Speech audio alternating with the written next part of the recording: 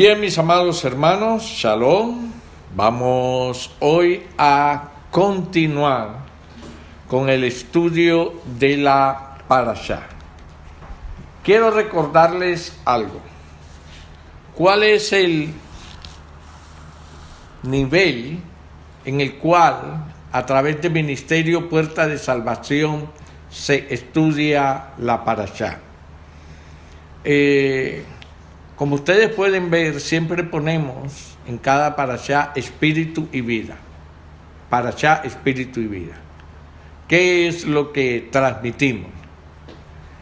Si nosotros estudiamos la parashá y aprendemos todo lo que tiene que ver con el pueblo hebreo, sus costumbres, lo que sucedió en ese momento, qué significaba tal palabra, qué significaba lo otro, por qué se hacía esto, en fin, si estudiamos todo, nada más lo que está escrito, habremos aprendido mucho, habremos adquirido conocimiento, y bueno, eso está muy bien. Eso está muy bien. Pero tenemos que ir a un punto más allá, a un nivel más alto, al nivel al cual estamos llamados como seguidores de Yeshua a recibir, montarnos en ese nivel, llegar hasta ese nivel. ¿Cuál es ese nivel? El nivel de la revelación del Ruach HaKodesh, todo lo que el Ruach nos quiere enseñar, todo lo que no se pudo enseñar en aquel entonces, porque primero el pueblo dijo en el Sinaí, no hable Dios con nosotros. Segundo, porque el pueblo rompió el pacto. Esas dos gravísimas decisiones del pueblo de Israel en el Sinaí y en su caminar impidió que en esos tiempos le fuese enseñado lo que Moisés vio en el Sinaí, en el modelo del templo. Acuérdense que todo lo que está escrito sobre el templo era una figura, era una sombra del modelo que a Moisés le fue enseñado en el Sinaí. Amados, nosotros no alcanzamos a recibir y a entender todo lo que Moisés vio en el Sinaí. Fue algo grande, glorioso. Escuchemos la palabra glorioso. Es decir, algo lleno de una gloria que esta mente finita, esta mente corrupta por el pecado, no puede recibir en su plenitud. Una gloria inmensa.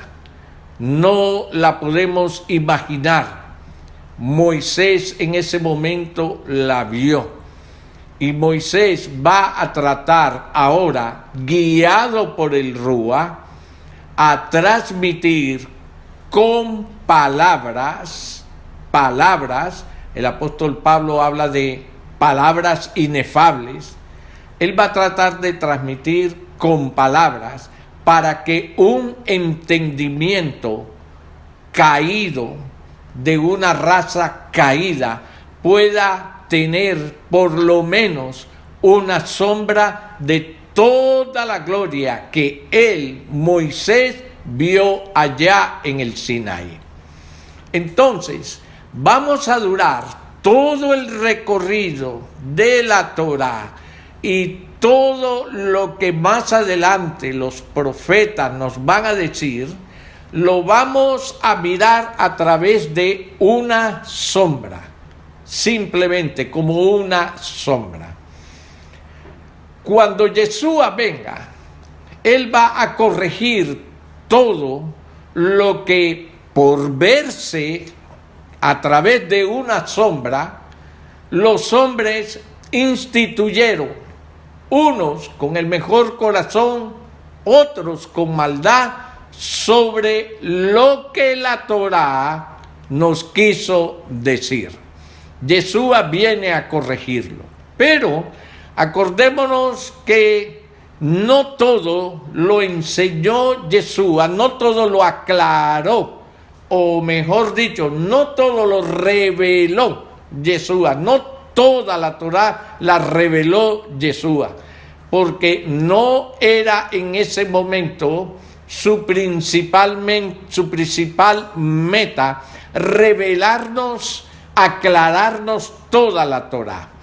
Él mandaría del Padre al Ruach HaKodesh, diciendo Yeshua, sus palabras fueron, y Él os enseñará todas las cosas, tomará de lo mío, o sea, de la Torá, porque Él era la Torá viviente, tomará de lo mío y os enseñará todas las cosas. Y fue más allá y dijo, y enseñará lo que ha de venir. De manera que cuando nosotros nos dedicamos, por ejemplo, a través de la parashá en espíritu y vida, es a tratar de recibir la revelación del Ruach de todo lo que espiritualmente no se pudo entender en aquel entonces, qué era lo que la Torá nos estaba tratando de transmitir. ¿Para qué? Para poder tener una verdadera relación espiritual con un Elohim que es espíritu. Acordémonos, la Escritura nos enseña, Elohim es espíritu, y es necesario que los que a Él se acerquen, como dice, en espíritu y en verdad. Entonces, si no podemos rescatar lo que la Torá habla a mi espíritu, entonces no estoy recibiendo el verdadero propósito de la Torá y sigo en la misma situación que continuaron nuestros hermanos israelitas allá en el monte Sinaí. La misma situación en la que los encontró Yeshua cuando Él vino, sin haber recibido el verdadero mensaje de la Torá. Ahora, ¿por qué es necesario recibir el espíritu de la Torá? Porque eso es lo que va a producir en nosotros vida. Cuando recibimos esta revelación, entonces eso va a producir en nosotros vida. ¿Qué clase de vida? Una vida completamente diferente a la vida que vive cualquier mortal sobre la tierra. Una vida que está relacionada, apegada a la vida de nuestro Salvador, de nuestro Redentor. Y es entonces donde podemos experimentar la verdadera vida que el Señor quiere que vivamos mientras caminamos aquí en la tierra, portándonos, como lo dice Pedro, como una nación santa, como una nación de sacerdotes. Y esto es importantísimo, porque esta nación de sacerdotes está relacionada con el modelo que se le mostró a Moisés allá en el Sinaí. Ahí les dejo esta pequeña inquietud. Pero bueno, la parashá de esta semana se llama Tetzaveh, y hemos tomado como lecturas Éxodo capítulo 27, del versículo 20 en adelante, hasta el capítulo 30, hasta el versículo 10. En la Haftará leímos Ezequiel 43, versículos del 10 al 27, y Zacarías capítulo 6, versículos del 9 al 15. Ok, mis hermanos. Entonces, en Éxodo 28, aquellos que leímos Éxodo 28, versículos del 1 al 43, o sea, todo el capítulo 28. ¿Qué fue lo que nosotros aprendimos que nos enseñó Shemot capítulo 28 en todos sus versículos? ¿Qué es lo que nos está enseñando? Nos está enseñando las vestiduras sacerdotales. ¿Por qué se le entregaron a los sacerdotes unas vestiduras diferentes, especiales, que los distinguen entre todos los demás habitantes del pueblo de Israel? ¿Por qué para ellos unas vestiduras? Hay muchas razones, pero en este momento lo que a nosotros nos interesa es recibir que esas vestiduras eran una figura de la manera en que el Altísimo quiere que nosotros nos vistamos, que nosotros nos distingamos. Estas vestiduras distinguían a todos los sacerdotes, a todo, por llamar el equipo sacerdotal, lo distinguía de los demás personas del pueblo. El Señor quiere que nuestras vestiduras nos distingan de las demás personas de cualquier otra religión, de cualquier otro lugar, estemos donde estemos. Y para ello vamos a buscar Primera de Pedro, capítulo 2, versículo 9. Primera de Pedro, capítulo 2, versículo 9. ¿Cuál es el verdadero propósito? El Señor quiere que tengamos presente esto. ¿Por qué se nos dan vestiduras especiales? ¿Por qué se nos dan vestiduras especiales? Bueno, mis hermanos, nosotros nos gusta y creemos y nos apropiamos de este texto que está en 2 de Pedro capítulo 2 versículo 9. Dice: mas vosotros sois linaje escogido. Oiga, linaje escogido. ¿Usted tiene conciencia de lo que es un linaje escogido? La palabra linaje es la misma palabra que se traduce como simiente, es la misma palabra que se traduce como semilla, como esperma, es la misma palabra. Y nos dice que nosotros sois una semilla escogida.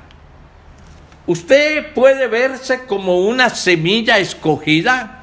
¿Puede usted valorar lo que es que entre todas las semillas del mundo el Señor lo escogió a usted y a mí porque somos una semilla preferida, diferente a todas las demás? Mas vosotros sois semilla escogida, número 1. Número 2, somos, ¿qué dice? Real sacerdocio. Usted se da cuenta que nosotros no somos cualquier ser humano. Nosotros pertenecemos a un sacerdocio real.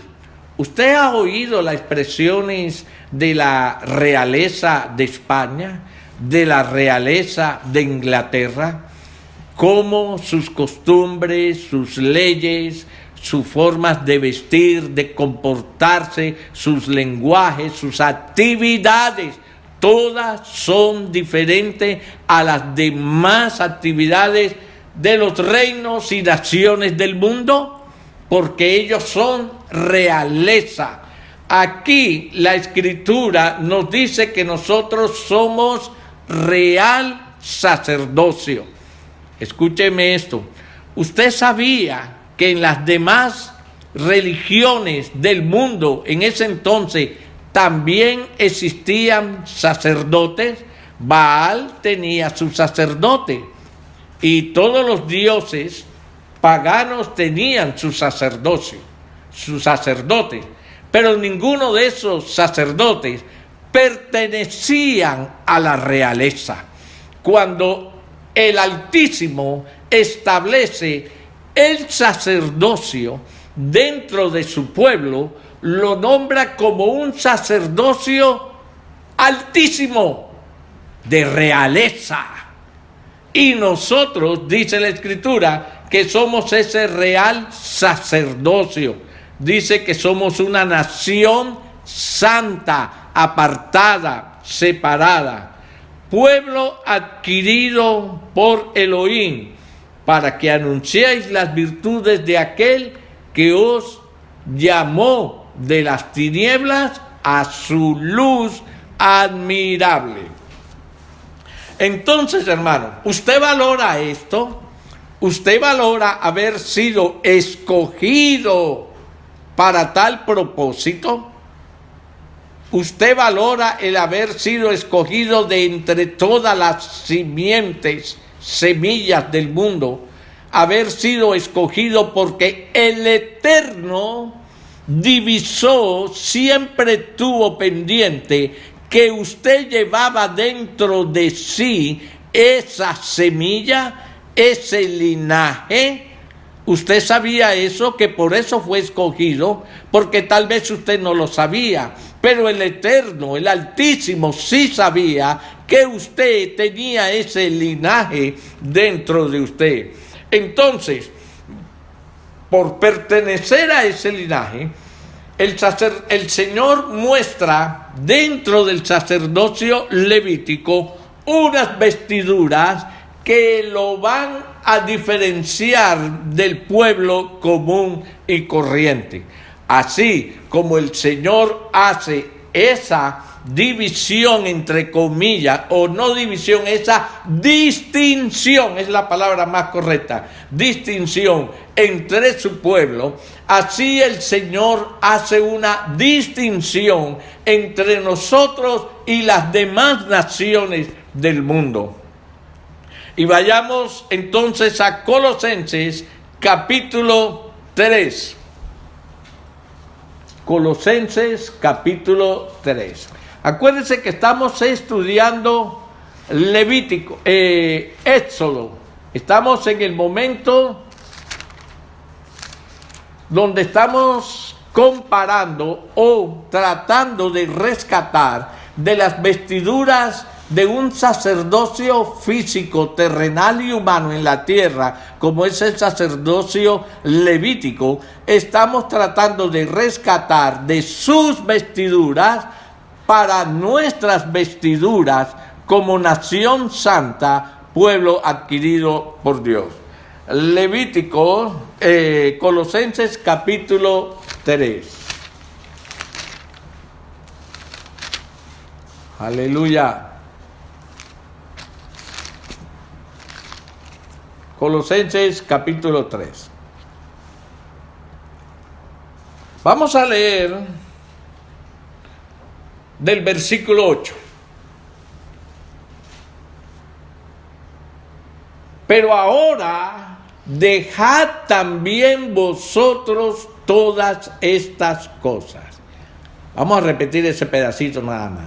Pero ahora dejad también vosotros todas estas cosas: Si nota usted aquí algo que el Señor no está diciendo, ahora yo les voy a quitar a ustedes todas estas cosas. ¿No?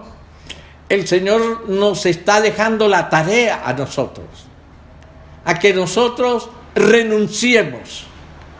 Si realmente valoramos lo que es ser llamado a este sacerdocio, el Señor dice que ahora nosotros somos los que tenemos que dejar todas estas cosas.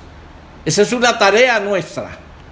Dice: ira, enojo, malicia, blasfemia, palabras deshonestas de nuestra boca. No mintáis los unos a los otros. Eso es Torah, no mentirán. Habiendo despojados del viejo hombre con sus hechos. Así era como siempre vivimos. Y revestidos del nuevo. Aquí ahora nos está hablando de un revestir, una vestidura nueva. Una vestidura sacerdotal, dice. Y revestidos del nuevo, el cual, conforme a la imagen del que lo creó, se va renovando hasta el conocimiento pleno, donde no hay griego ni judío, circuncisión ni incircuncisión. Aquí no estamos hablando de, pero es para los circuncisos. No. Circuncisión ni incircuncisión, bárbaro ni escita, siervo ni libre, sino que el Masías, oiga esta expresión, es el todo. ¿Qué es el todo? Lo vamos a ver más adelante. Dice: y en todos. 12. Vestíos pues como escogidos de Elohim. ¿Cuáles son los escogidos de Elohim? ¿Cómo los podemos comparar? Bueno, los comparamos con los escogidos de las 12 tribus, que fueron la tribu de Leví, para llevar este sacerdocio. Escogidos de Elohim. ¿Cómo debían ser? Dice: santos y amados, de entrañable misericordia, de benignidad, de humildad, de mansedumbre, de paciencia. Acordémonos el 13, soportándonos unos a otros. Pastor, pero esto nada más es aquí en la Quejilá, ¿verdad? No, en la calle también, en tu trabajo. Tú sabes, ese compañero o compañera de trabajo pesado también.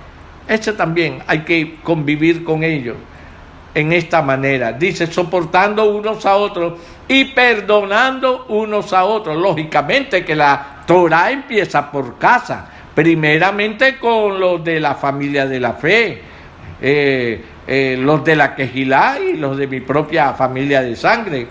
Dice: si alguno tuviere queja contra otro, de la manera que el Masías os perdonó, así también hacedlo vosotros. Y sobre todas estas cosas, nuevamente habla de la vestidura, dice: vestíos de amor, que es el vínculo perfecto, y la paz de Elohim gobierne en vuestros corazones, a la que asimismo fuisteis llamados, es decir, a la paz a la que fuisteis llamados, en un solo cuerpo, y sobre todo, sed agradecidos. Entonces, hermanos, aquí estamos viendo cuáles son esas vestiduras que ahora, a través del Ruach HaKodesh, se nos están revelando. Cuando estábamos únicamente allá en el sacerdocio levítico y veíamos estos sacerdotes, nos preguntábamos, ¿para qué son estas vestiduras de los sacerdotes? Bueno, tiene muchas cosas que podríamos dedicarnos a través de la Torá a enseñarlas uno por uno. El cinto quiere decir esto, el turbante quiere decir aquello, las sandalias quiere decir esto, y podríamos pasar mucho tiempo. Hay muchos enseñando sobre esto, pero en la parashá, espíritu y vida, lo que el Eterno, el Altísimo, quiere que entendamos es que esas vestiduras nos revelarían, nos mostrarían cuáles son las vestiduras que el Señor quiere que llevemos todos los días en nuestra casa, en el trabajo, en la universidad, como escogidos de Elohim, nación santa y real sacerdocio que somos. Entonces, esto es muy importante que nosotros lo tengamos pendiente. Cuando estamos leyendo en Shemot todas estas vestiduras que están en el capítulo 28, podíamos estudiar a través de la Torá, el hebreo y en fin, mucho de lo que eso significa, el simbolismo de lo que significa.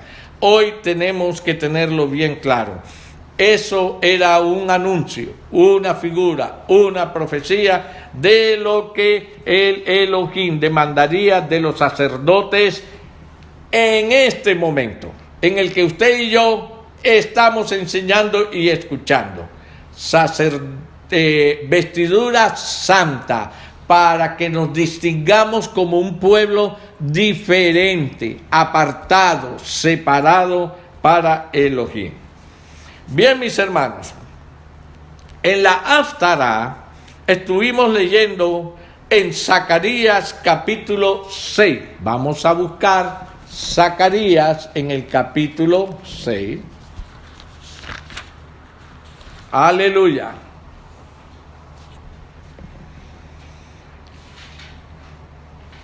Zacarías capítulo 6.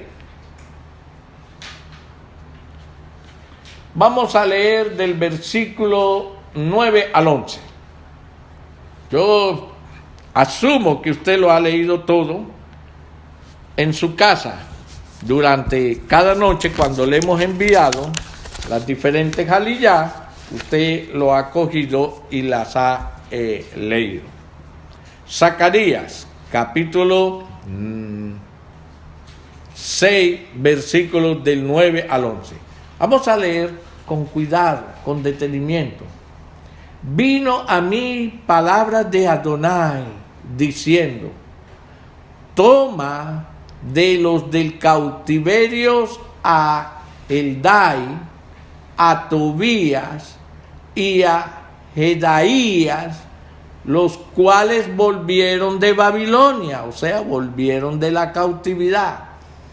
E irás tú en aquel día y entrarás en casa de Josías, hijo de Sofonías. Ojo al 11. Tomarás pues plata y oro y harás coronas, y la pondrás en la cabeza del sumo sacerdote Josué, hijo de Josadat. No está de más recalcar que este Josué no es el Josué que introdujo a Israel en la tierra de Canaán. Este Josué dice claramente que es un sacerdote, sumo sacerdote, hijo de Josadat. Ok. ¿Qué es lo que la Haftará nos está introduciendo? Primero, que aquí vamos a ver un cambio. ¿En qué consiste el cambio? Vamos a ver que en lugar del turbante que el sumo sacerdote llevaba, aquí se le está poniendo como una corona, como si él fuese un rey. Y tenemos que tener muy claro que el reino y el sacerdocio estaban separados. Los reyes venían de la tribu de Judá y los sacerdotes venían de la tribu de Leví. Ahora, ¿qué es lo que nos está anunciando aquí la Haftará? La Haftará nos está anunciando un cambio que viene, un cambio que vendría al final de los días. Lógicamente, en ese momento, esto sería un poco controversial, pero cuando nosotros nos remontamos en lo que el Ruach HaKodesh está enseñando, nosotros vamos a entender más tarde que lo que estaba el Señor haciendo era unificando el sacerdocio con el reino, con el rey. Era rey, vendría un rey que sería rey y sería también ¿qué? Sacerdote, o un sacerdote que sería también ¿qué? Rey. Ahora, en el versículos 12 y 13, estamos allí mismo, ¿no? Estamos en la Haftará. Zacarías 6, versículos 2 y 13. Mira lo que dice. Y le hablarás diciendo, así ha hablado Adonai de los ejércitos diciendo, he aquí el varón cuyo nombre es el renuevo. Oiga, he aquí el varón cuyo nombre es el renuevo, el cual brotará de sus raíces, que dice, y edificará el templo de Adonai. 13. Él edificará el templo de Adonai, y él llevará gloria, y se sentará y dominará en su trono, y habrá sacerdote a su lado, y consejo de paz habrá entre ambos. Mucha atención. Muchos o algunos creen que Yeshua es, lógicamente este versículo primero que todo está hablando de Yeshua. Este renuevo es Yeshua. Hay muchos textos donde podemos ver que el renuevo es Yeshua. Por ejemplo, cuando nosotros vamos a Jeremías 23. Jeremías 23. Aleluya.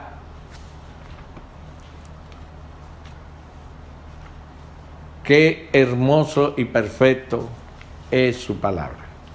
Jeremías 23.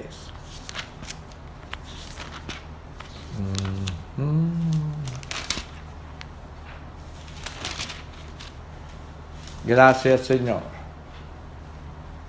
Ya usted lo encontró. Espéreme un momentico. Espéreme. Jeremías 23, versículos del 5 al 6. Dice, he aquí, vienen días, dice Adonai, en que levantaré a David renuevo justo. Es decir, viene un renuevo de David y reinará como rey. El cual será dichoso y hará juicio y justicia en la tierra. En sus días, es decir, en los días de este rey, será salvo Judá, e Israel habitará confiado, y este será su nombre con el cual le llamarán Adonai, justicia nuestra.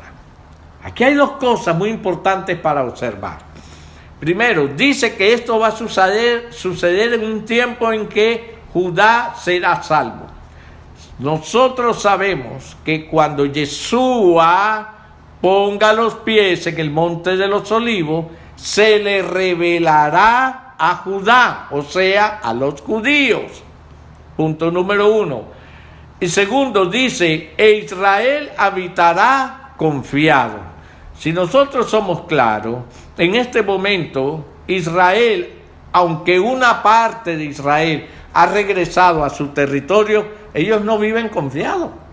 Todos los días están siendo acechados por los palestinos que están tirando cohetes y todo lo que están haciendo. Entonces, esta profecía todavía no se ha cumplido. Esto viene al final, cuando Yeshua descienda y ponga sus pies en el monte de los olivos. Ahí mismo en Jeremías, capítulo 33. Jeremías, capítulo 33, versículos del 14 al 16. Vuelve y dice el Rúa a través del profeta Jeremías. He aquí vienen días, dice Adonai, en que yo confirmaré la buena palabra que he hablado a la casa de Israel y a la casa de Judá. ¿Cuál es esa palabra? 15. En aquellos días y en aquel tiempo haré brotar a David un renuevo de justicia. Aquí está nuevamente el renuevo. ¿Quién es ese renuevo de justicia? Yeshua HaMashiach. Y hará juicio y justicia en la tierra. En aquellos días, dice el verso 16, Judá será salvo y Jerusalén habitará segura y se le llamará Adonai, justicia nuestra. ¡Wow! Nuevamente aquí está confirmando, aquí hay muchas cosas que se confirman. Una, que Judá será salvo en aquellos días que vienen, ¿verdad? En aquellos días que vienen, que sabemos que es cuando nuestro Mashiach ponga sus pies en el monte de los olivos. Segundo, dice también que Jerusalén habitará segura, confiada. Eso es algo muy importante. Y otra cosa muy importante, dice que se le llamará Adonai, justicia nuestra.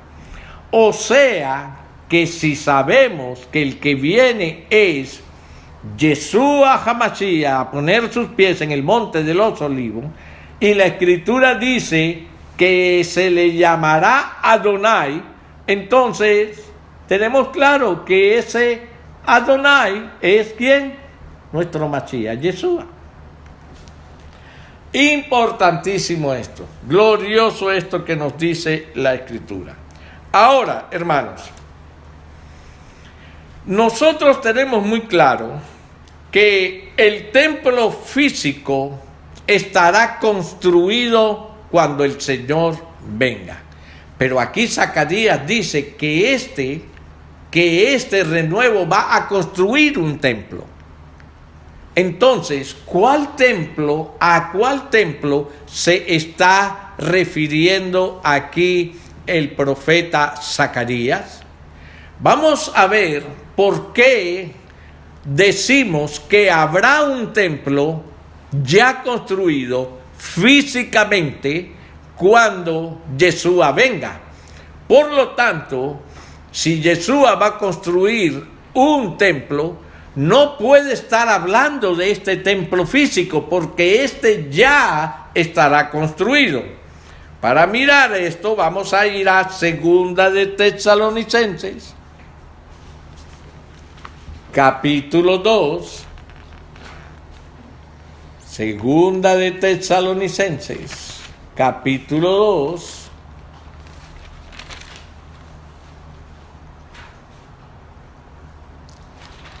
Versículo 1.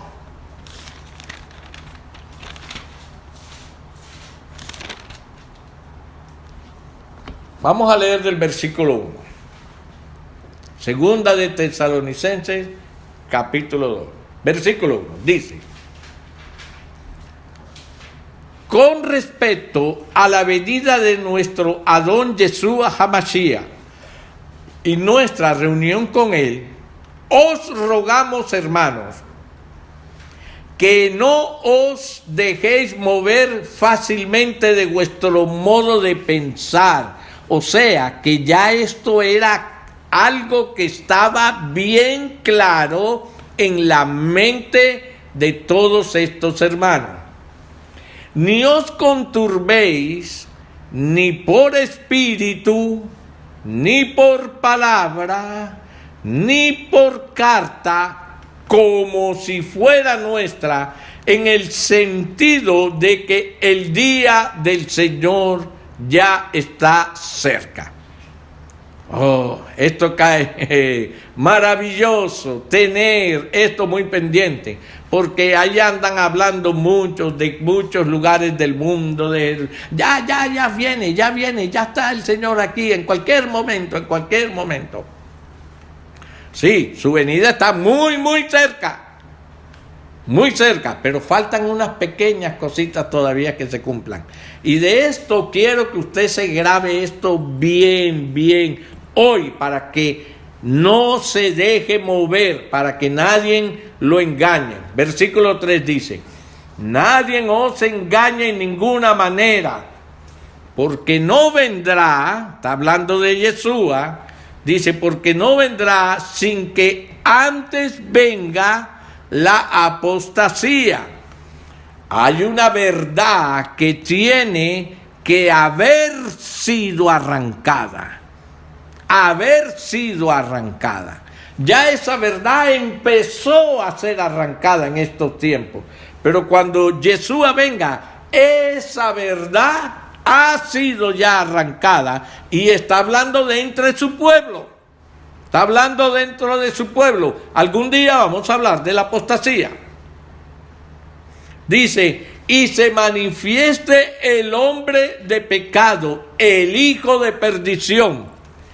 He oído con mucho interés a algunos siervos en Torah hablar de el hijo de pecado y señalan que eso es un tipo de personas, que hay muchos hijos de pecado hoy en día sobre la tierra que ya han aparecido. Sí, puede tener esto parte de verdad, pero aquí en este versículo está hablando de un solo hombre en específico. De un solo hombre en específico. ¿Por qué lo digo? Versículo 4, póngalo. Dice: el cual se opone. Primero que todo, quiero que usted vea la forma en que este hombre va a aparecer. El primero va a crear una oposición. Dice: el cual se opone. Él crea una oposición. Después, su segundo paso que da, dice: y se levanta contra todo lo que se llama Elohim o es objeto de culto. Sí, el primero se opone, van a venir leyes y van a venir cosas. Y cuando esas leyes hayan dado, se hayan escrito y se hayan esparcido por el mundo, entonces después viene el momento donde él se va a dedicar a perseguir para que esas leyes que él dictó se apliquen. Dice que entonces él se levanta contra todo lo que se llama Elohim. Oiga, todo lo que se llama Dios o es objeto de culto. Ojo a esto, es muy importante. Tanto que se sienta en el templo de Elohim como Elohim. Tanto que se sienta en el templo. Eso quiere decir que el templo ya debe estar construido.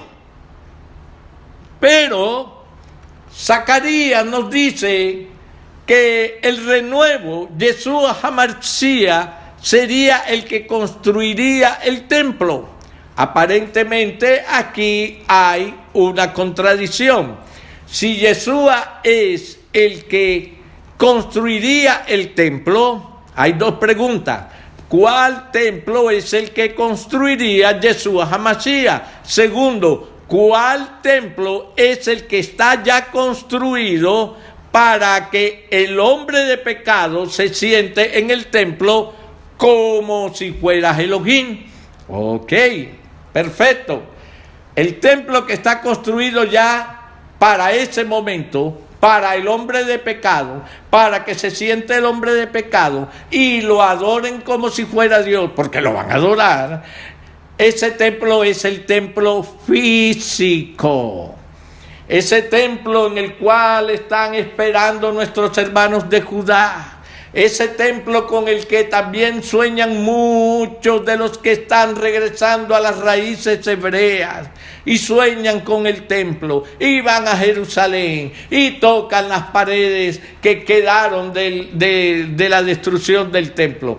Ese templo físico es el que va a ser reconstruido, pero ese templo físico no es el que viene a construir el renuevo. El renuevo ha empezado ya a construir un templo, y es un templo con un material muy diferente, un material que lo vio Moisés cuando se le mostró el modelo en el Sinaí.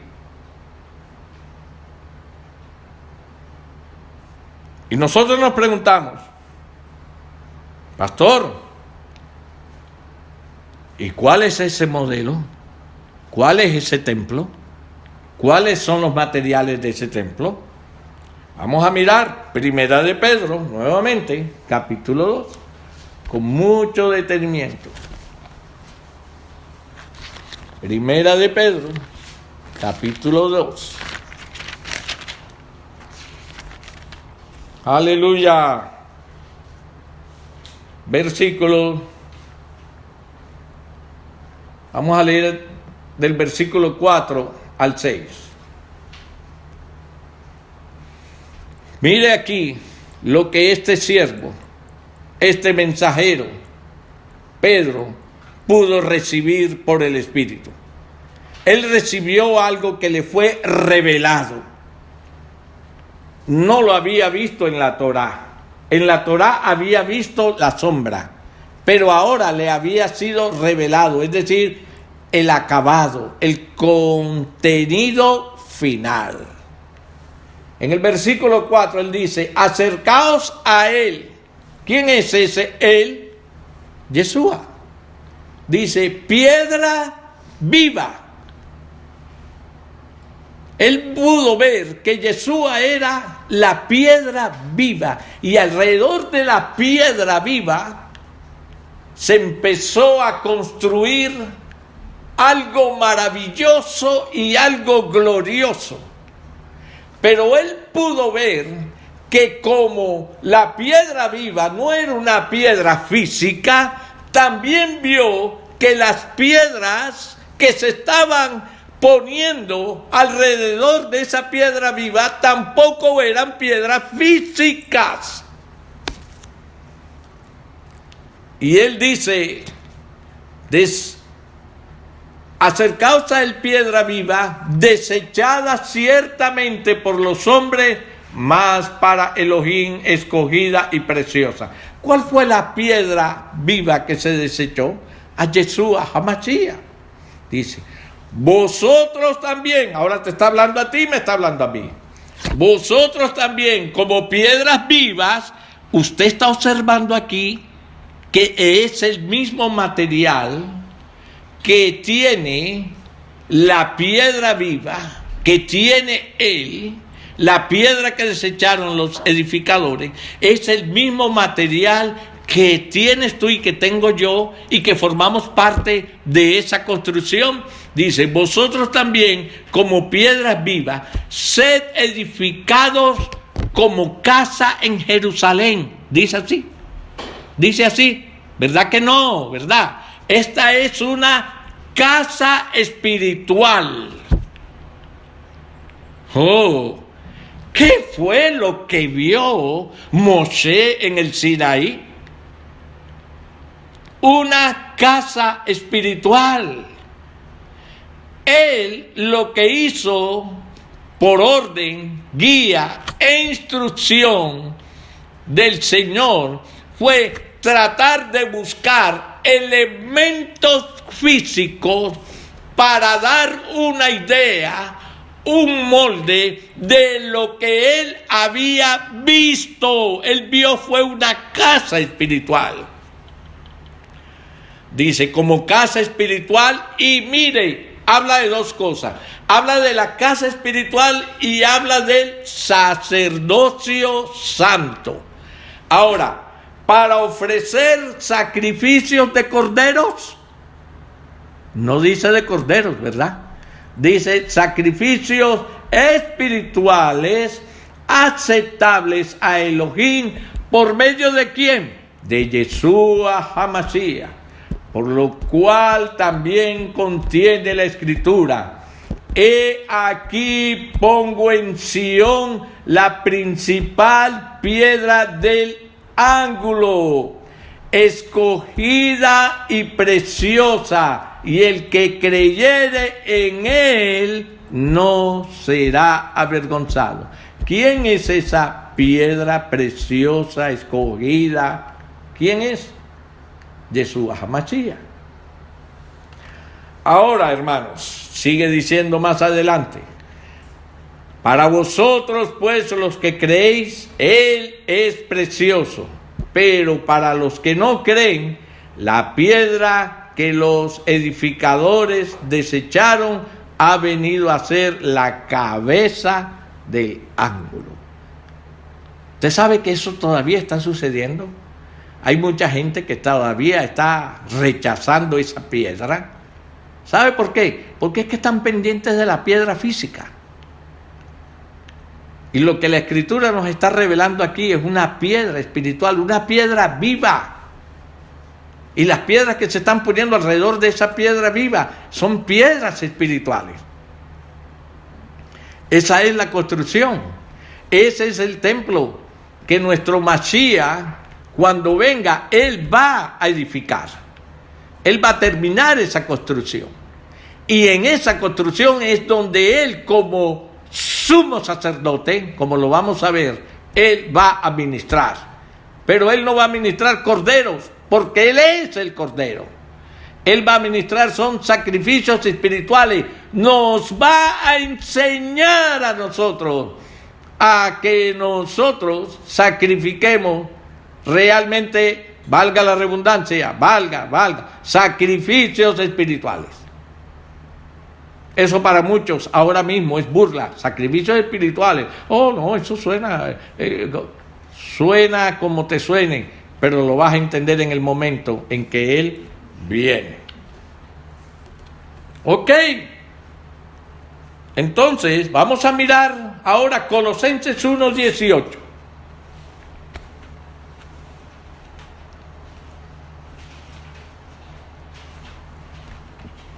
Colosenses 1:18.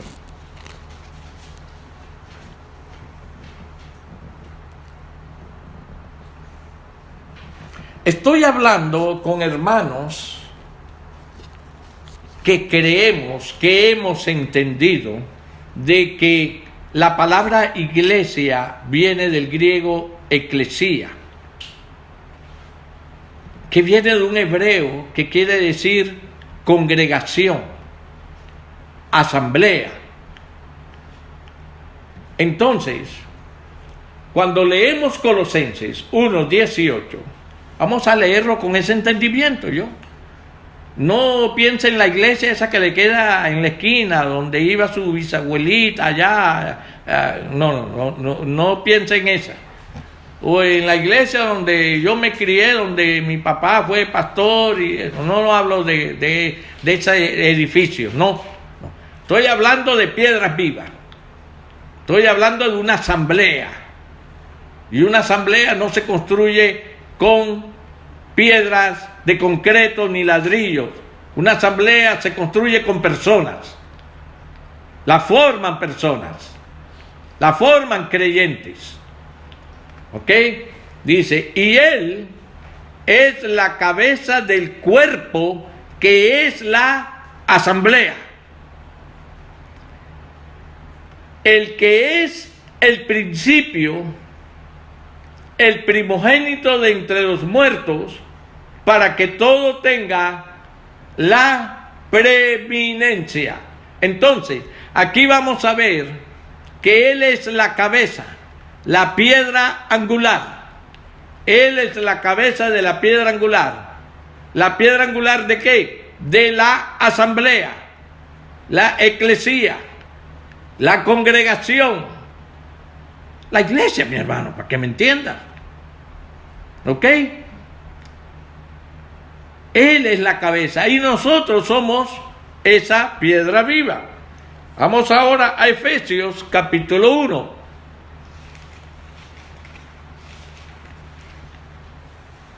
Vamos ahora a Efesios capítulo 1.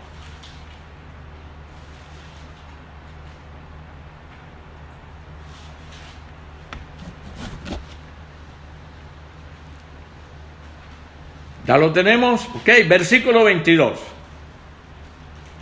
Dice, y sometió todas las cosas bajo sus pies, y lo dio por cabeza, o sea, como piedra angular, lo dio por piedra angular, sobre todas las cosas, ¿a quién?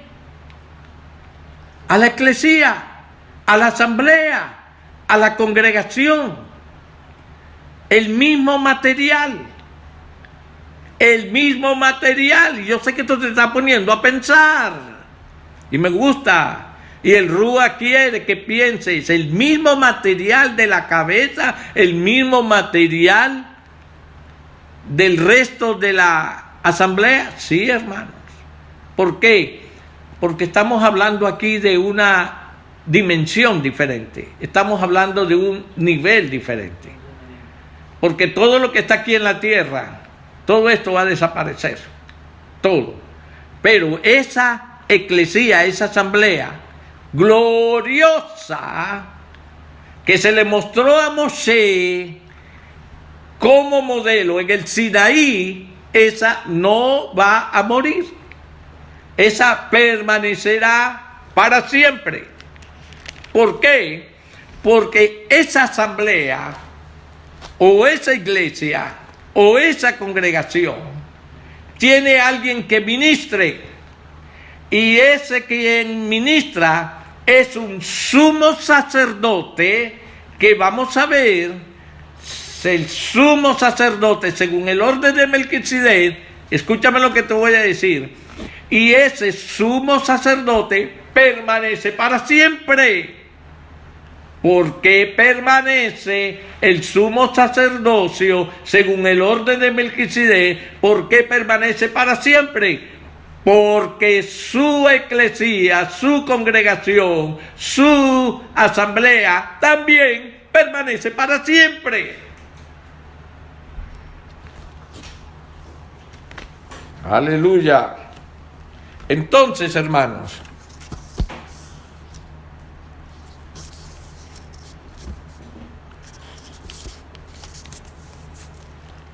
mis hermanos, vamos por parte. Ya estamos terminando de empezar. Si estamos hablando de que el Yeshua está construyendo un templo, entonces ese templo necesita un sumo sacerdote. Amén. ¿Por qué dice eso, pastor? Bueno, vayamos al modelo, vayamos a la representación del modelo. Aclaro, vayamos a la representación del modelo. ¿El modelo dónde está? El modelo está en el Sinaí. ¿Estamos claros? El modelo está en el Sinaí. Lo que tenemos aquí en la tierra es ¿qué cosa? La representación física para hombres físicos de carne y hueso, la representación física de lo que está ¿dónde? En los cielos, en el Sinaí, del modelo que se le mostró a Moshe. Todo lo que se construye aquí en la tierra es una representación física nada más. Y la representación física no tiene los mismos elementos, el mismo material de lo que está en el cielo. Téngalo claro, bien claro, hermano. Entonces, hermano, el templo tiene un sacerdocio. ¿Cuál es ese sacerdocio? ¿Será que Aarón va a resucitar? No. ¿Será que vendrán, se buscarán los descendientes de Aarón, la genealogía se buscará y será? No, eso lo hacen aquí los hombres. Eso lo hacen aquí los hombres. Pero con el Eterno las cosas no funcionan así. Y para ello, vamos a Hebreos capítulo 7. Hebreos capítulo 7.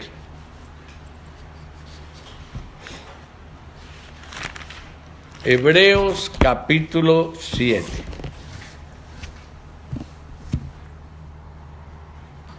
Aleluya. Vamos a mirar el versículo 11. Vayamos desde el versículo 11. Entonces, damos por hecho de que tenemos ya sobre la tierra un sacerdocio, que es el sacerdocio levítico, que es el que vimos donde en Shemot capítulo 28. ¿Ok? Estamos en la parashá de esta semana, en la parashá Tetzaveh. ¿Ok?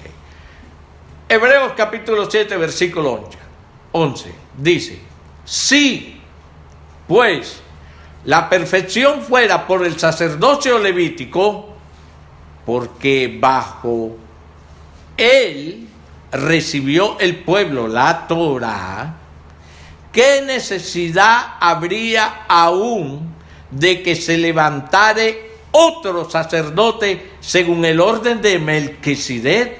¿Otro sacerdote? Sí. Y si usted mira, es un orden diferente. El de Aarón, sacerdote levítico o sacerdocio arónico. Este es un sacerdocio según el orden de Melquisedec. No nos metamos todavía a quién es Melquisedec, porque eso es una enseñanza preciosa, pero no la quiero traer ahora porque nos enredamos. Mira, hermano, si nos metemos en Honduras ahora, nos vamos a tener que buscar Salvador para que nos saque de eso. Dice, según el orden de Melquisedec, y que no fuese llamado según el orden de Aarón, y que no fuese llamado según el orden de Aarón, porque cambiado el sacerdocio, esto a algunos les va a romper la cabeza, el ego, porque han enseñado durante tiempo otras cosas y ya tienen las vestiduras listas y todo. Bueno, eso es algo tremendo. Porque cambiado el sacerdocio, necesario es que haya también cambio de Torá, de instrucciones. Y aquel de quien se dice esto es de otra tribu, de la cual nadie sirvió al altar. Acuérdense, cuando se le pusieron coronas, ¿a quién? A Josué, sumo sacerdote.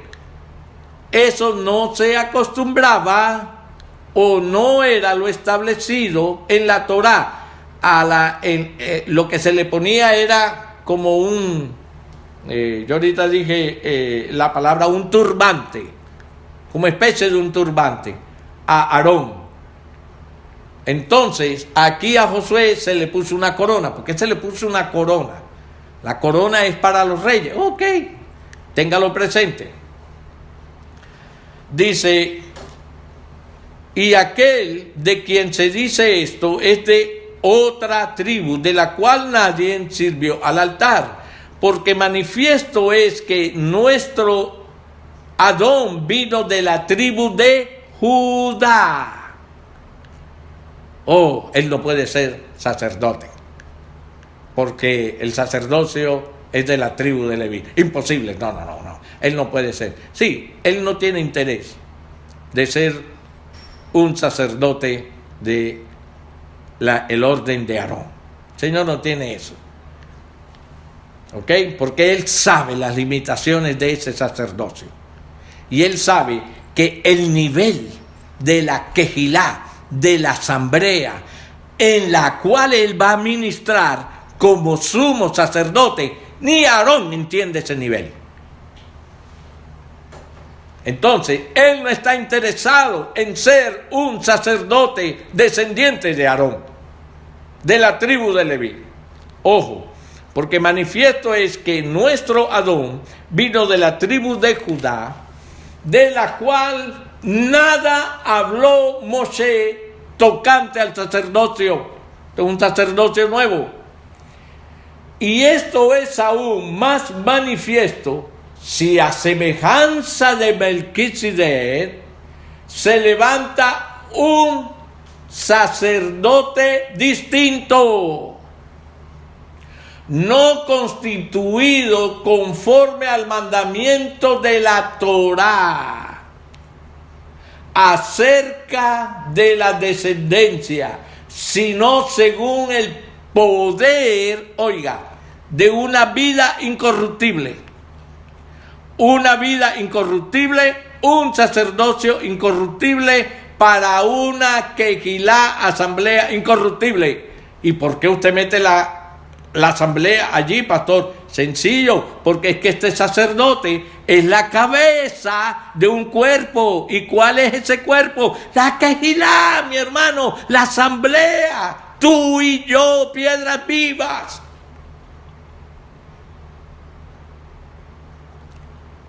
Yo lamento mucho si no lo puedes entender, pero a mí me llena esto de gozo.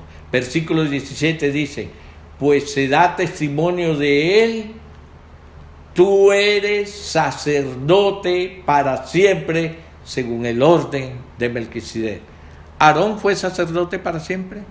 No, él murió. En cambio este sí es sacerdote para siempre.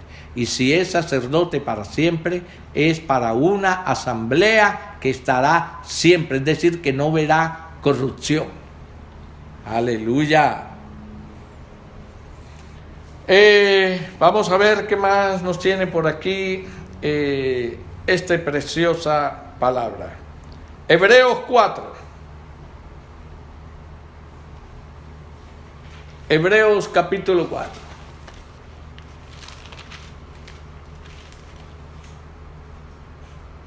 Versículos del 14 al 16. Vamos a ver quién es este sumo sacerdote. Hebreos capítulo 4, versículos del 14 al 16 dice, por tanto, teniendo un gran sumo sacerdote que traspasó los cielos, Yeshua, el Hijo de Elohim, retengamos nuestra profesión, porque no tenemos un sumo sacerdote que no pueda compadecerse de nuestras debilidades, sino uno que fue probado en todo, según nuestra semejanza, pero sin pecado.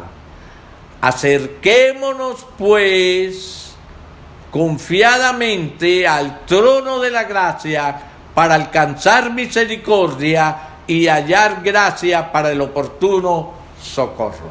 Hermanos, ¿por qué me acerco yo al trono de la gracia? ¿Para alcanzar qué? Misericordia. La necesito todos los días, porque yo todos los días peco. Porque si yo digo que no peco todos los días, ya pequé. Porque de verdad, solamente con decir que no peco, ya pequé. El Señor sabe que mientras yo estoy en esta naturaleza de carne y hueso y de sangre, carne, hueso y sangre, yo peco por omisión o por comisión, porque hago cosas que no debería hacer. Y en mi afán de cuidar aquellas cosas que no debería de hacer, en ese afán santo, dejo de hacer otras, entonces ya pequé, porque peco por comisión o peco por omisión. Entonces yo me acerco al trono de la gracia para alcanzar ¿qué? misericordia y hallar que gracia en el oportuno socorro. Pero miremos que hasta el momento aquí simplemente habla de acercarme. Ya estoy cerquita al trono de la gracia. Amén. Vamos ahora al capítulo 5, versículo del 1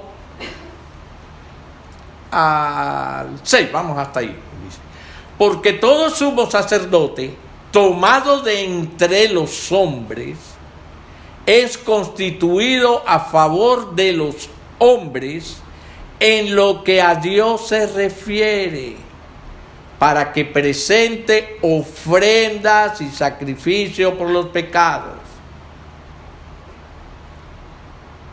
para que se muestre paciente. Oiga esto, hermanos, paciente con los ignorantes y extraviados. Un día hablaremos de esto. Puesto que él también está rodeado de debilidad, o sea, el sacerdote, el sumo sacerdote. Aarón era un hombre también con sus debilidades. Y por causa de ella, de las debilidades, debe ofrecer por los pecados, tanto por sí mismo como también por el pueblo.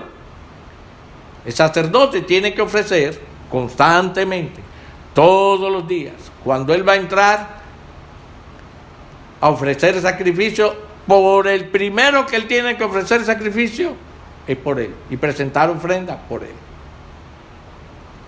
Ahora, en cuanto al llamado de este sacerdocio arónico, mire lo que nos dice el versículo 4, dice: y nadie toma para sí esta honra. Es decir, nadie dice: yo quiero ser sacerdote según el orden arónico.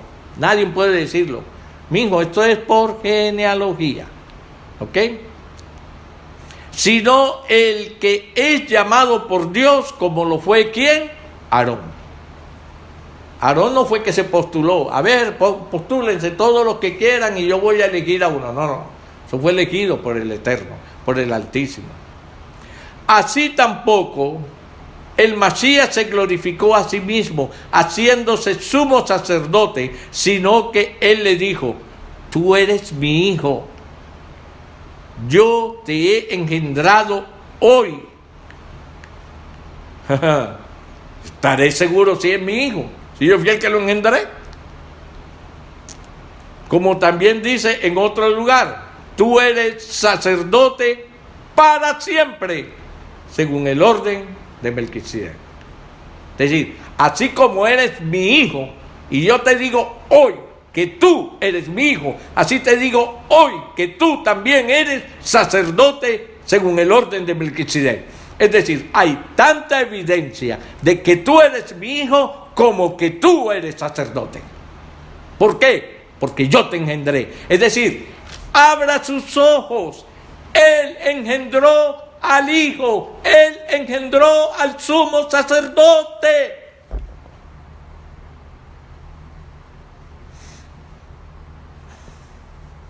Aleluya. Capítulo 8, vamos ahora al capítulo 8. Estamos en Hebreo, ¿ok? Capítulo 8.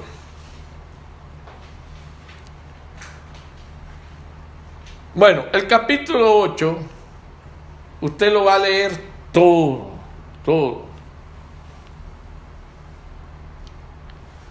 Vaya a leer algunos textos. Tengo la tentación de leerlo todo. Ahora bien, el punto principal de lo que venimos diciendo es que tenemos tal sumo sacerdote, el cual se sentó a la diestra del trono de la majestad en los cielos, ministro del santuario y de aquel verdadero tabernáculo que levantó el Señor y no el hombre. ¿Por qué pone la palabra verdadero? Porque hay uno que no tiene toda la verdad. Hay un santuario aquí en la tierra que no tiene toda la verdad. Toda la verdad, todo el significado, toda la representación, los materiales genuinos de ese tabernáculo, ¿está dónde? En los cielos. Ese es el verdadero. Ese es el que levantó Yeshua. Ese fue el que empezó a levantar, y que cuando Él venga lo va a levantar, lo va a terminar. Versículo 3, porque todo sumo sacerdote está constituido para presentar ofrendas y sacrificios, por lo cual es necesario que también éste tenga algo que ofrecer. Si todo el sacerdocio de Aarón tiene ofrendas y sacrificios que ofrecer, es necesario que también Melquisedec tenga algo que ofrecer. Así que si estuviese sobre la tierra, ni siquiera sería sacerdote. Aleluya. Si ese sacerdocio de Melquisedec estuviera sobre la tierra, Yeshua no sería siquiera sacerdote, porque este es un sacerdocio espiritual, eterno. Habiendo aún sacerdotes que presentan ofrendas según la Torah, los cuales sirven, oiga, los que están aquí en la tierra, los cuales sirven a lo que es simplemente ¿qué? Figura y sombra de las cosas celestiales, como se le advirtió a Moshe cuando iba a erigir el tabernáculo, diciéndole, mira, primero tienes que mirar, y después haz todas las cosas conforme al modelo que se te ha mostrado en el monte. ¿Usted sabe qué se le mostró a Moshe en el monte? ¿Sabe qué se le mostró? Un modelo. ¿Sabe lo que es un modelo? Una maqueta. Pero una maqueta no tiene los materiales genuinos. Pero para Moshe, para el propósito para el cual se le enviaba a mostrar la maqueta, era suficiente. Y eso fue lo que se le fue explicando a Moshe. Sigue diciendo, pero ahora, tanto mejor ministerio es el suyo. ¿Está hablando de quién? De Melquisedec, de Yeshua. Cuanto es mediador de un mejor pacto establecido sobre mejores promesas. Porque si aquel primero hubiera sido sin defecto, ciertamente no se hubiera procurado lugar para el segundo, o sea, el segundo sacerdocio. Porque reprendiéndolos dice, he aquí vienen días, dice el Adón, en que estableceré con la casa de Israel y con la casa de Judá un pacto nuevo, un convenio nuevo. No como el convenio que hice con sus padres el día que los tomé de la mano para sacarlos de la tierra de Egipto. Porque ellos no permanecieron en mi convenio y yo me desentendí de ellos, dice el Adón. Por lo cual, este es el convenio que haré con la casa de Israel después de aquellos días, dice el Señor. Pondré mis leyes en la mente de ellos y sobre su corazón las escribiré y seré a ellos por Elohim y ellos me serán a mí por pueblo y ninguno enseñará a su prójimo ni ninguno a su hermano diciendo, conoce al Señor. Porque todos me conocerán desde el menor hasta el mayor de ellos. Porque seré propicio a sus injusticias y nunca más me acordaré de sus pecados y de sus iniquidades. Y este versículo es terrible. El 13, degollador. Y digo degollador porque le corta la cabeza a cualquiera. Al decir nuevo o renovado, ha dado por viejo porque ya pasó o como que ya pasó al primero. Y lo que se da por viejo, o sea, por lo que ya pasó, por esta y esta y esta y otra razón, y se envejece, está próximo a desaparecer. ¿Cuál es tanta la proximidad? ¿Cuál es tanta la proximidad? La proximidad es que cuando Yeshua ponga sus pies en el monte de los olivos, todo ese sacerdocio terminó. Ahora viene un orden diferente de cosas. Pero ¿cuáles son las cosas, pastor? Con calma, mi hermano. Mastica primero esto. Mastícalo primero. Cuando te lo hayas tragado, si es que tienes la capacidad para tragártelo, o el entendimiento, o más bien diría la voluntad, entonces hablamos del resto, ¿ok? Perfecto, sigamos, vamos por el 8, ¿verdad? Vamos ahora a Hebreos 9, ahí mismo. Y seguimos diciendo. Hebreos 9, del 1 al 28. Ahora bien, aún el primer pacto tenía ordenanzas de cultos y un santuario terrenal, porque el tabernáculo estaba dispuesto así, y usted ya más o menos conoce todo esto, y si no lo conoce, pues léalo, ¿verdad? Quiero detenerme en el versículo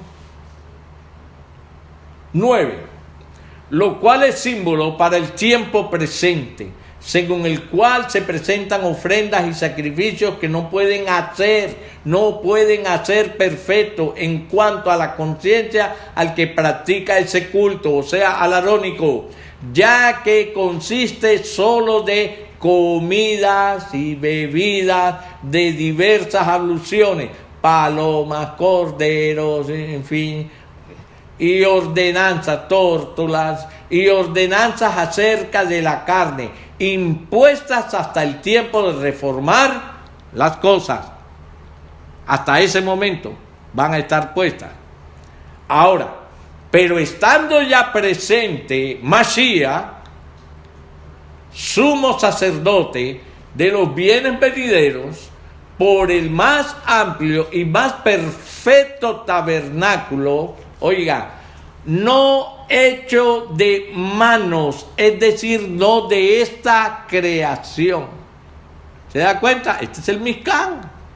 No tiene piedras, no tiene cortinas, no tiene pilares, no es nada de eso. No hecho de manos, es decir, no de esta creación, y no por sangre de machos cabríos ni de becerro, sino por su propia sangre, entró una vez y para siempre en el lugar santísimo, habiendo obtenido eterna redención. Otra vez, entró una vez para siempre en el lugar santísimo, habiendo obtenido eterna salvación. Ahora vaya redención. Ahora vaya allí en el capítulo 10 al versículo 19.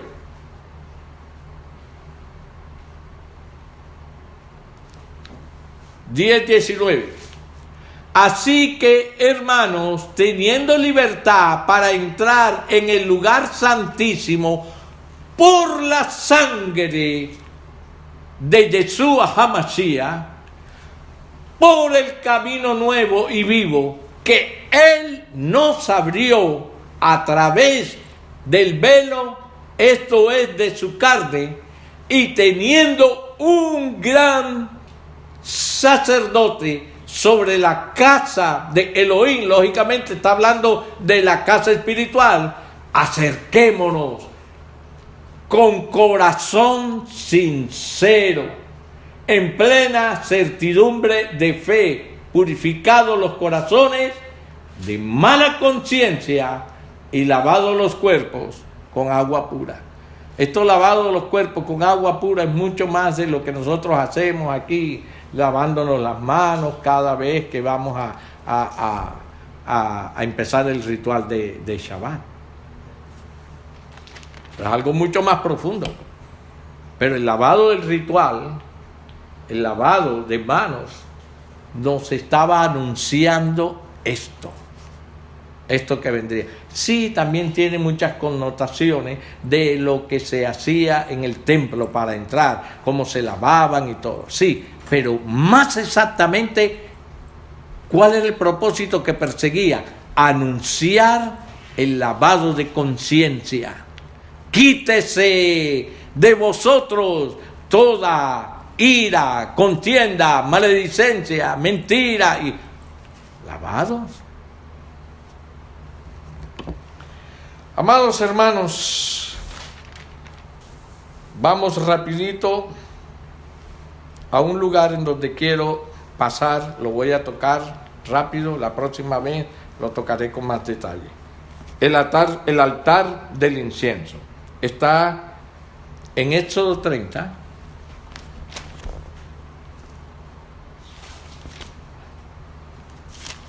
Éxodo 30.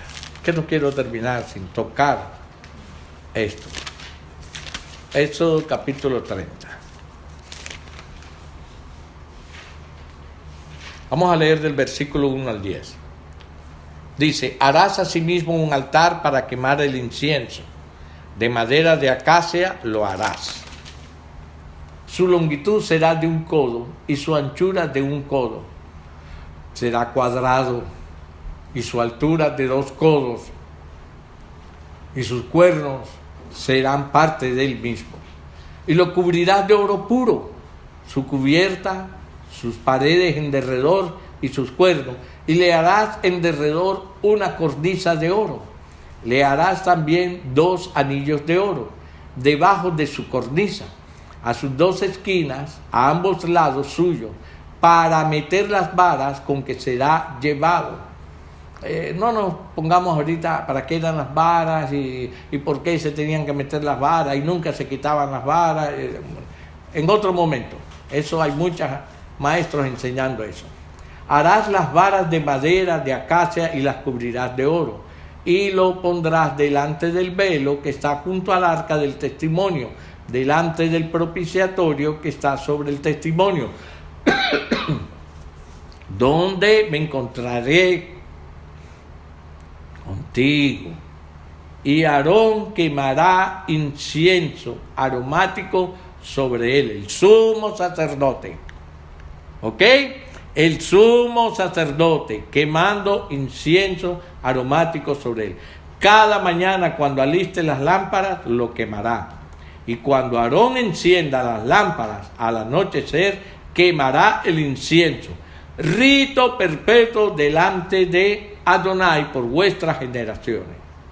No ofreceréis sobre él incienso extraño, ni holocausto, ni ofrenda, ni tampoco derramaréis sobre él libación.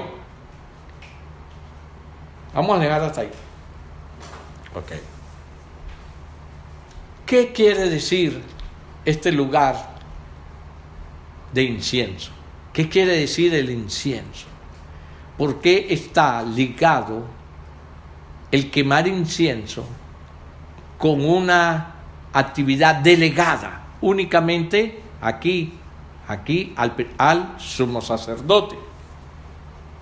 El incienso tenía como objetivo presentar la figura de que el incienso preservaba y protegía a los israelitas. Esa era la intención, presentar al incienso como un instrumento que preservaba y protegía a los israelitas. Era un ministerio delegado al sumo sacerdote en el altar del incienso. Ok. Ahora, ¿qué representa esto del incienso delegado al sumo sacerdote, o sea, Aarón? Miremos el incienso al sumo sacerdote según el orden de Melquisedec. Vayamos allí. Es el ministerio de intercesión de Yeshua como sumo sacerdote. Ay, mis hermanos, me da dolor cuando yo oigo a hermanos regresando a las raíces y se preguntan: pastor, ¿por qué si Yeshua era el mismo Elohim, por qué Yeshua oraba como un hijo? Ay, mi hermano, Yeshua estaba enseñando el ministerio de intercesión que tú y yo estamos obligados a aprender, a entender y más que eso, a practicar todos los días. Porque Aarón lo hacía en la mañana, en la mañana y en la noche. Y nosotros por eso estamos supuestos a hacerlo en la mañana y en la noche. Porque nuestro Yeshua oraba en la mañana y también en la noche. No porque tuviera necesidad, sino nos estaba enseñando un ministerio de intercesión. Siendo Elohim mismo, Él oraba como hijo para que nosotros como hijos aprendiéramos a entender, a interceder y a recibir este ministerio de intercesión. Vamos a mirar algunos versos. Apocalipsis capítulo 5, versículo 8. Y ya estamos terminando.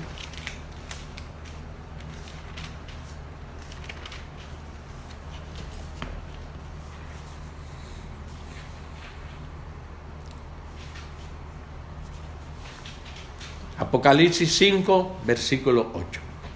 Dice: y cuando hubo tomado el libro, los 4 seres vivientes y los 24 ancianos se postraron delante del Cordero.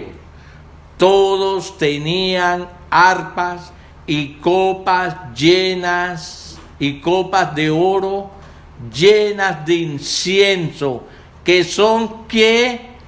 Las oraciones de los santos. O sea, de San Agustín, de San Juan, de Santa... ¿Estará hablando de esos santos? No. Del pueblo santo que somos usted y yo. Esas son nuestras oraciones. Ese es el incienso.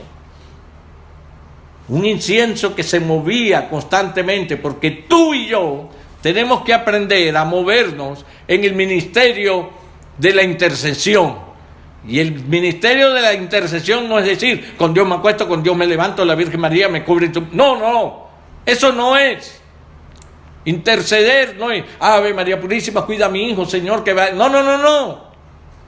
Es arrodillarte, doblar rodillas, clamar y clamar y clamar hasta que estés clamando y clamando por los tuyos y por tus enemigos.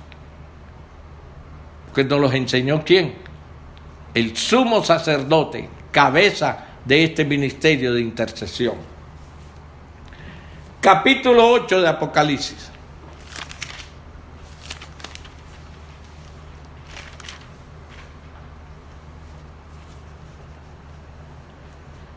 Y otro ángel vino entonces y se paró ante el altar con un incensario de oro, y se le dio mucho incienso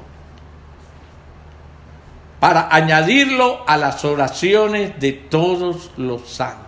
Aquí se está asociando el incienso con las oraciones de todos los santos.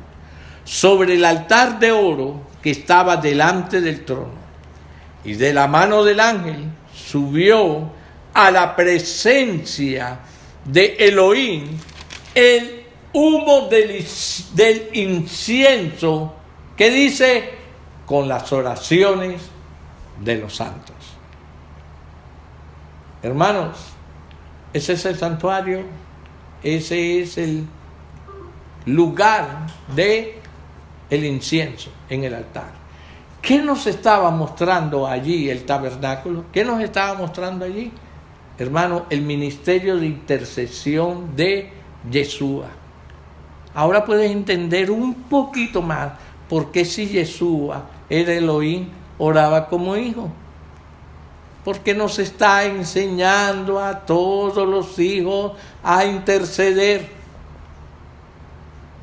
Sencillo, no le pongan más misticismos al asunto. Nos está enseñando a todos los santos, a todos los hijos, a interceder. ¿Y por qué? Oye, hermano, si tú no tienes nada por qué interceder, mi hermano, empaca tus maletas y vete para el cielo, porque entonces ya debes estar listo, ¿no? Todos tenemos mucho por qué interceder, los unos por los otros. Estamos viviendo los tiempos difíciles, aunque se van a poner más difíciles. Y todos necesitamos orar los unos para los otros. Bien, mis hermanos, vamos a dejar hasta aquí lo que la Parashá nos está enseñando y damos gracias al Señor. Hay mucho más que aprender, pero lo que fue escrito por años y que viene de una eternidad no se enseña en 1 hora, ni en 1:30, ni 2 horas. Que el Señor me los continúe bendiciendo. Shalom, shalom, shalom. ¿Te gustó este mensaje? Te invitamos a suscribirte a nuestro canal de YouTube y activar la campana para estar al tanto de nuevos videos. Síguenos en Instagram @Ministerio Puerta de Salvación y en Twitter @Ministerio MPS. Shalom y bendiciones.